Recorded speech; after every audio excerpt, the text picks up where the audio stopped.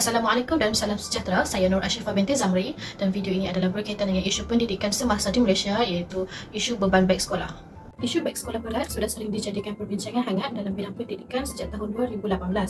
Isu ini bagaikan never ending story yang sukar untuk menjumpai jalan penyelesaian meskipun terdapat beberapa cadangan, namun tempoh untuk mengaplikasikan itu memakan tempoh masa yang lama. Banyak artikel akhbar yang telah ditulis berkaitan dengan isu ini dan terdapat juga yang menyatakan bahawa salah satu dari punca beg sekolah berat adalah kesan dari sistem pendidikan yang tidak berubah. Malah, terdapat juga ibu bapa yang mendakwa bahawa kesihatan anak mereka makin merosot akibat daripada membawa beg sekolah yang berat setiap hari. Seorang pelajar terpaksa menjalani pembedahan baru-baru ini untuk membetulkan tulang belakang yang bengkok 40 darjah, masalah yang dikaitkan kepada menggalas beg sekolah berat saban tahun. Bapa Nurul Hanim Fazwin, 17 tahun, Muhammad Zakrul Razmal Muhammad Pozi yang juga pakar kanak-kanak yakin rutin menggalas beg sekolah berat bertahun-tahun bukan sahaja memberi kesan kepada anaknya tetapi juga ramai pelajar sekolah di seluruh negara. Tak boleh bawa beg berat, lepas tu tak boleh nak jalan baik sangat, lepas tu tak boleh nak bersukan, naik tangga.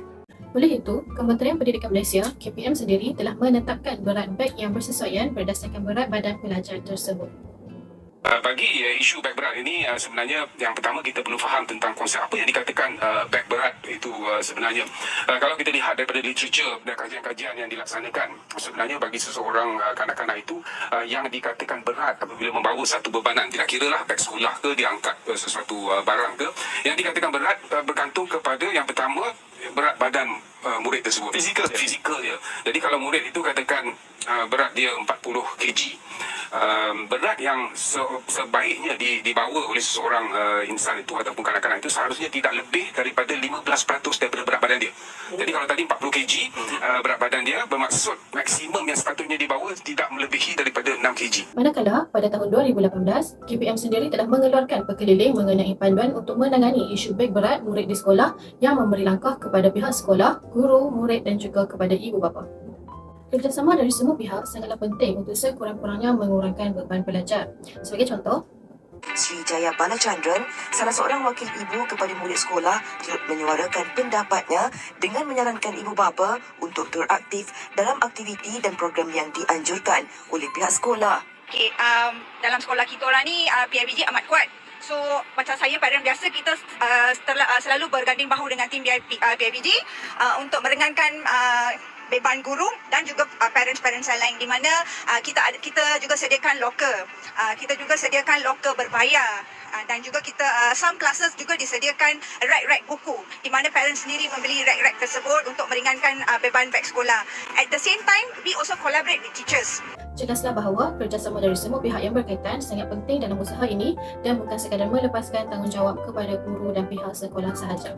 Namun begitu, pada 6 Mei 2022, Kementerian Pendidikan Malaysia (KPM) telah mengeluarkan petunjuk pendekatan bagi menangani isu ini terutamanya kepada murid tahap 1 di sekolah rendah.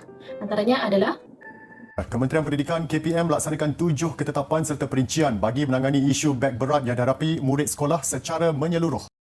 Banyak perbincangan di luar sana berkaitan dengan penyediaan loker di sekolah. Dan KPM telah memperincikan perkara ini dan telah membuat ketetapan bahawa kita akan menyediakan loker untuk murid tahap 1, iaitu murid tahun 1, tahun 2 dan tahun 3 di sekolah yang mempunyai 2 sesi. KPM juga memberi kelonggaran kepada pihak sekolah untuk menyediakan jadual waktu mengikut kitaran minggu. Ketetapan ketiga ialah setiap buku latihan hendaklah tidak melebihi 80 muka surat. Buku kerja juga hanya boleh digunakan sebagai bahan rujukan atau bahan ulang kaji di luar waktu pengajaran dan pembelajaran PDP. Ketetapan kelima ialah penerbitan baru buku teks dalam format digital secara berterusan. Keenam pula ialah guru digalakkan menggunakan pendekatan PDP berpusatkan murid, iaitu pembelajaran bertema, modular, pembelajaran berasaskan projek, simulasi amali atau pembelajaran terbeza.